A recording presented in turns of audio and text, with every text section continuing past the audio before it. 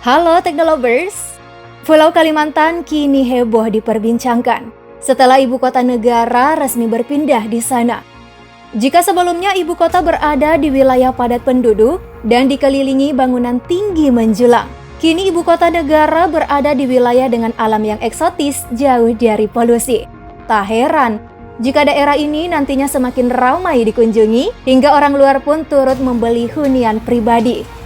Sebagai pendatang wajib banget nih mematuhi aturan-aturan yang berlaku agar terhindar dari berbagai hal buruk yang kerap dialami mereka yang melanggar aturan setempat. Yuk, simak ulasan aku ini, 5 aturan wajib dipatuhi agar selamat di Kalimantan. Namun sebelum lanjut, pastikan kamu telah klik subscribe dan aktifkan bel notifikasi. Update terus informasi terbaru menarik lainnya dari teknologi populer.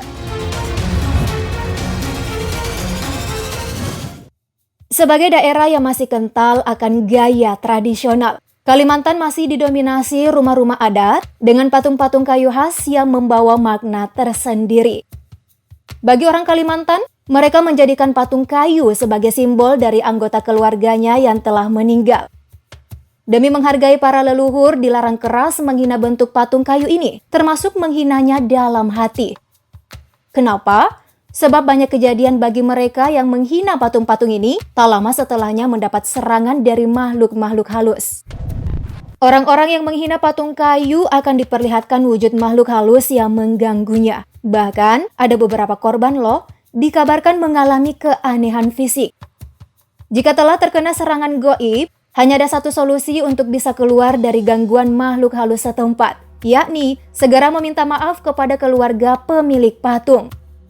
Wah, kudu hati-hati ya sebagai pendatang, bertingkah dikit aja nyawa bisa melayang ini.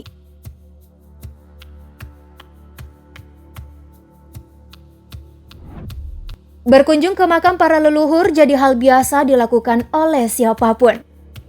Salah satunya agar bisa lebih mengingat akan kematian dan menghargai mereka yang pernah jadi bagian dari kehidupan dunia ini.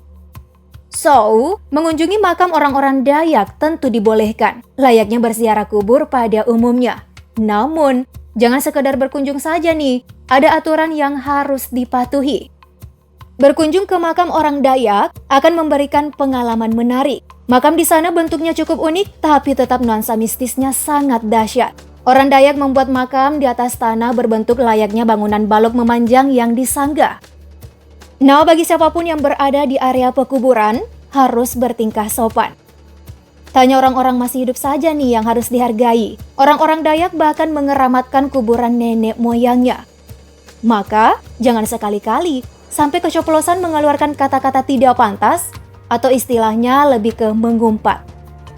Hal itu membuat orang Dayak tersinggung dan menjadikan masalah ini jadi urusan panjang dan menyulitkan hidupmu.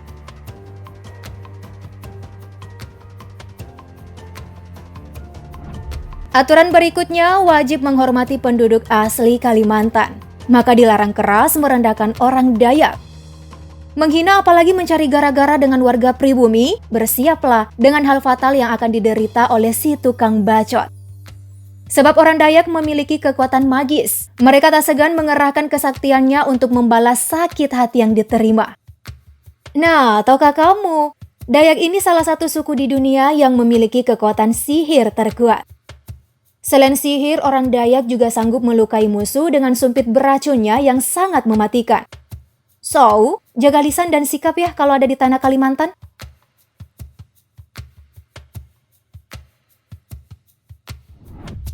Selain sihir, orang-orang Dayak memiliki senjata keramat, yakni mandau. Bentuknya seperti parang biasa tapi tidak bisa dipakai sembarangan. Senjata ini dikeluarkan dengan alasan tertentu. Menurut kepercayaan orang-orang Dayak, jika mandau sampai keluar dari sarungnya, maka akan ada nyawa yang melayang. Mandau biasanya terus mencari korban saat terlepas dari sarungnya. So, jangan main-main dengan senjata satu ini.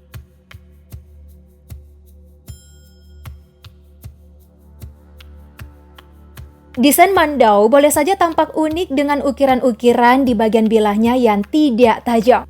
Terdapat tambahan lubang-lubang di bagian bilah yang ditutup kuningan atau tembaga yang mempercantik mandau.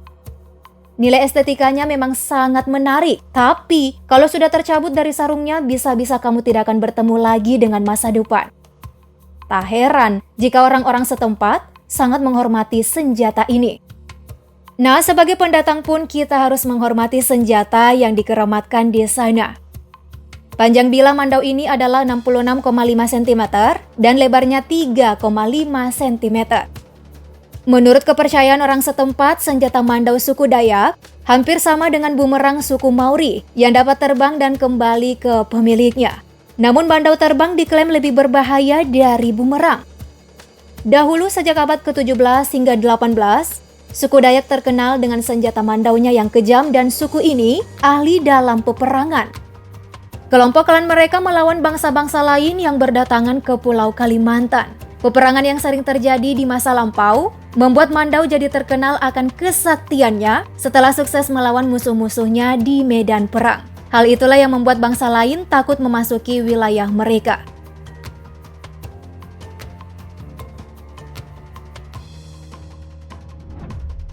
Next, ada aturan yang tidak boleh sampai dilewatkan nih oleh kaum pria. Melihat wanita cantik, tentu saja membuat pria ingin terus dekat dengannya. Nah, kecantikan gadis-gadis Dayak dikenal dengan wajahnya yang ayu alami tanpa operasi plastik. Siap-siaplah, kalian para pria dibuat pangling oleh gadis Dayak. Namun jangan asal dekat nih, kalau bisa memberi kenyamanan sih it's okay. Tapi kalau cekcok masalah hati, sampai mempermainkan hati mereka, hari-harimu akan jadi buruk esok dan seterusnya. Menurut mitos yang beredar, mereka yang berani mempermainkan gadis-gadis cantik suku Dayak akan menerima balasan secara brutal, seperti akan kehilangan alat vital. Ya, kedengarannya tidak masuk akal sih, tapi begitulah cerita-cerita yang sudah lama beredar di sana. Tak ada yang tidak mungkin jika sudah berhadapan dengan orang-orang yang memiliki kesaktian di luar kemampuan manusia pada umumnya. Jadi buat para pria nih, jangan macam-macam deh dengan gadis Dayak.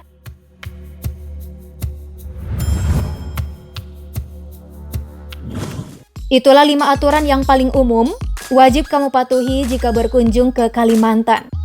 Walaupun aturan ini tidak tertulis, sebaiknya indahkan saja aturan yang sudah sedari dulu dipatuhi oleh penduduk setempat, apalagi bagi pendatang.